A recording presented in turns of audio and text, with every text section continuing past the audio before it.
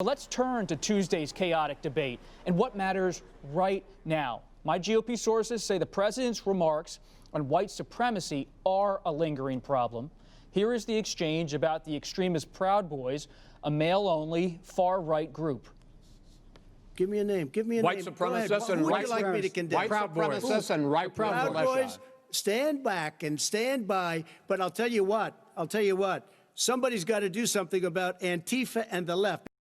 President Trump later told Fox News that he, quote, condemns all white supremacists and condemns the Proud Boys. But Stephanie, you're talking to voters, you're paying attention to the polls, how people in these swing areas in the suburbs are listening to not only the ongoing talks about the economy and the stimulus, but the remarks on race from President Trump. How did the debate, even though it seems like almost a year ago this week, how will that affect the closing stretch of this campaign? Robert, especially that moment was a huge miss for the president. President's base, evangelical voters, we know they are going to come out for him, especially because of the Supreme Court. Sort of the Proud Boys contingent, they are sort of ride or die standing behind the president. But it is white suburban women that the president likes to say he's got on lock, but he doesn't. They're very concerned about the president's conduct. So he had a very, very clear opportunity right there to denounce white supremacists, and he didn't do it. So you've got white suburban women, my mom, Louise Ruhle, you lose her vote at a night like that. The next day, she can't go to Mahjong and show her face because she's going, yep, that's my guy. He's down with the Proud Boys. It makes absolutely no sense. He's not going to lose those fringe voters. They feel so proud and thrilled that the president has brought them front and center. So the fact that he missed this opportunity, you have got scores of women that are saying enough is enough. Inside the Biden campaign, Rachel, what's the word about how this went? Are they satisfied that they got their points across even as the president interrupted?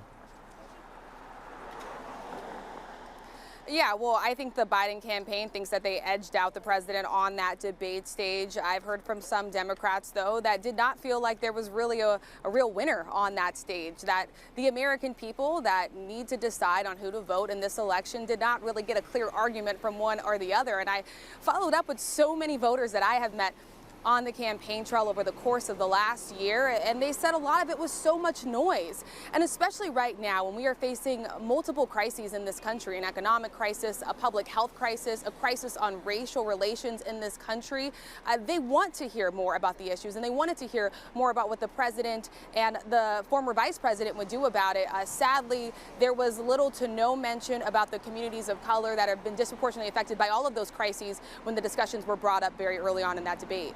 We don't want to forget about those issues at all. So critical. Another critical issue, Peter, came from your newspaper earlier this week, the New York Times, on the president's finances, his taxes. We don't want that to get lost. An important story.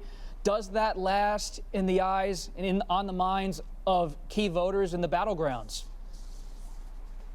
Well, look, I think a lot of voters have already come to their conclusion about the president. They either think that he hasn't paid his full share of taxes, that he's, gamed the system in a way that they can't do, and therefore they're not on his side, or they take his argument, which is that, avoiding taxes, if he can do it legally, is smart.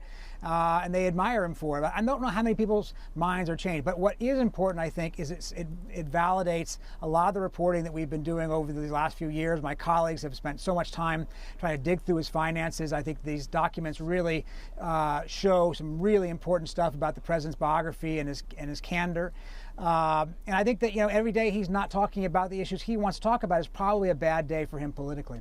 Stephanie, you're a financial reporter. These yes. issues might not.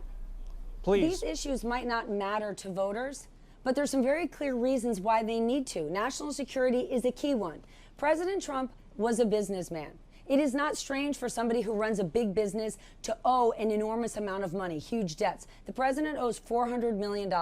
Normally, when a business person takes office, they divest themselves from that business. Legally, the president wasn't forced to do that, but what he absolutely needs to do is disclose to the American people who he owes that money to. Over the course of the next 4 years, he owes $400 million. We know he does not owe it to a U.S. bank, so at the very least, he needs to share that with the American people so we know he's in a position where he can put country first. And to Peter's point, people who support the president's argument, listen, I didn't pay much taxes, I knew how to work the system. That argument worked in 2016 because he said, hate the game, not the player. But if I'm elected president, I know where all those loopholes are, and I will make it my job to close the loopholes and make things more fair for you. Well, when you actually walk through it, he didn't do that. The loopholes got bigger. He created new ones, especially for those in the commercial real estate industry where he came from. And what's really interesting is those are some really important points, and Joe Biden didn't really make them. Peter, I saw you nodding there. Yeah, no, I think that's exactly right. He has not done anything to fix the system that he says was broken himself. And it reminds me actually of an anecdote from our book, if you'll allow me. In James Baker's biography, we tell the story of the first time he meets Donald Trump. Donald Trump comes to his office at the Treasury Department when Baker is Treasury Secretary and rewriting the tax code because he's unhappy that these loopholes for real estate were going to be closed. He was lobbying for the same special interest provisions that he then, of course, later took advantage of and complained about in the campaign simultaneously. Rachel, in the final minute or two here, my phone's been blowing up, your phone's been blowing up as reporters tonight. What's the story this weekend as we look past this whole week from the debate to what's happened in recent days with the coronavirus and the president? What's going on this weekend with the president away? You're on the beat for ABC News.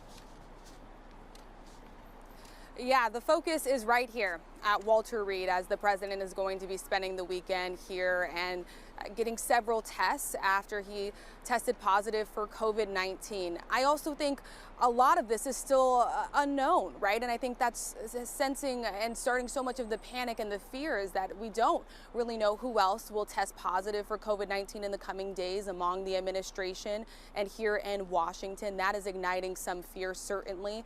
And I'm struck by something that Donald Trump Jr. told ABC News tonight. He said never in his 40-some-odd years that has he ever seen his president, has he ever seen his father, the president, so sick. And so I think, you know, the focus is going to be on the president, on his recovery, and we are going to continue to only see the ripple effects of the president and other administrations testing positive for this virus.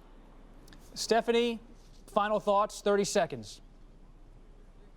All eyes on the president. People are wishing him well and hoping that those who thought that coronavirus was behind us realize it's not, and people take every safety measure, every safety precaution possible.